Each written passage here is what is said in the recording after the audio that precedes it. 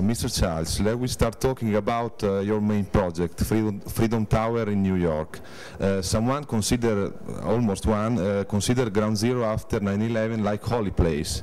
Did this fact condition in some ways the project, and how do you approach, in any case, this specific plan? This is, of course, a very emotional matter for all of Americans, but particularly New Yorkers, and particularly those who work overlooking the site, as my office happens to actually be right there at Ground Zero. So having watched the second plane actually hit the building and the terrible aftermath of that tragedy, it becomes very emotional about the design.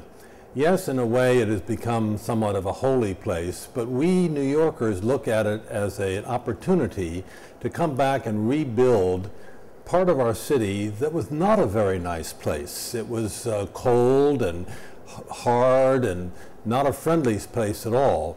And so to be able to rebuild it in a way that's better, to take the challenge now of not only doing a good design, but something that people will want to go to and be part of the city, rather than just a holy place that they feel fearful to go to, is an important factor.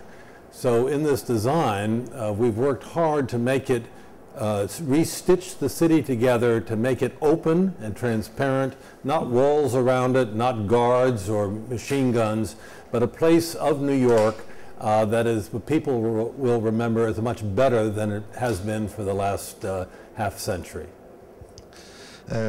This edition of Cersaie paid particular attention to young architects. How do you feel new generation of architects can take advantage from the work of an architect like you? And in general, do you think that young architects need to be guided, and how has to be guided from the experience of a teacher? In fact, there are both experienced architects and young architects working on the site.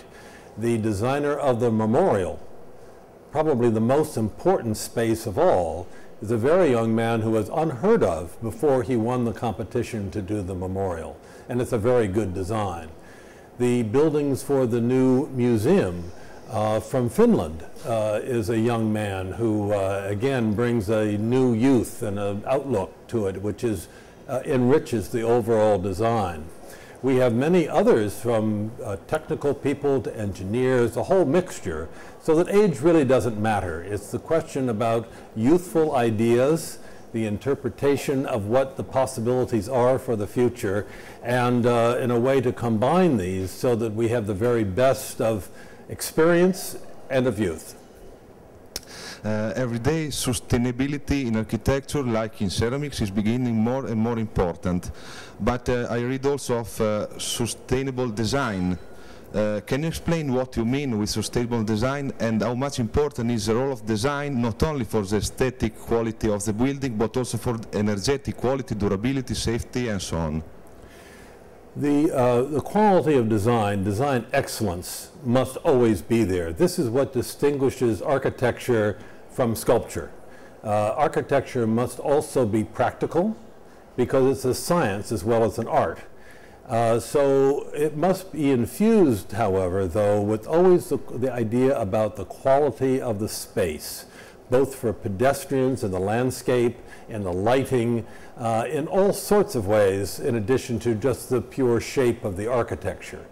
In this case, it should be a timeless design, not one that just represents the fashion of the moment.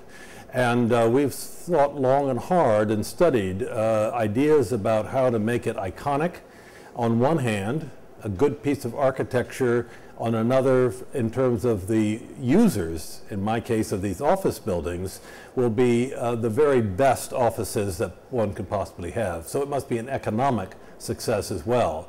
So there are many, many of these different factors all coming together, and it's hard to keep them all in mind at the same moment. But I think it's coming out very well. In more than 40 years of career, what is the build, the plan, the project which had more value for you, which reflect better your vision in architecture? You know, it's hard for me to say. History is much better to look back and see where the successes were and where the failures were. You always try for the very best, and sometimes that doesn't come out as perfectly as you hoped, and sometimes it actually does better than ever.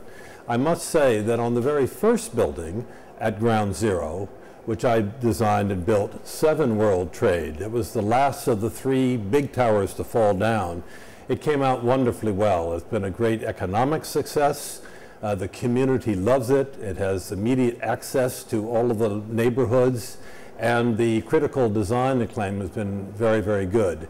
It's a very simple building, which I think is probably the key to making a good design on this site. Not too complicated, but clear, straightforward, elegant in its detailing as to make it something which, again, as I say, is important, that it's a timeless piece of architecture, not just fashionable.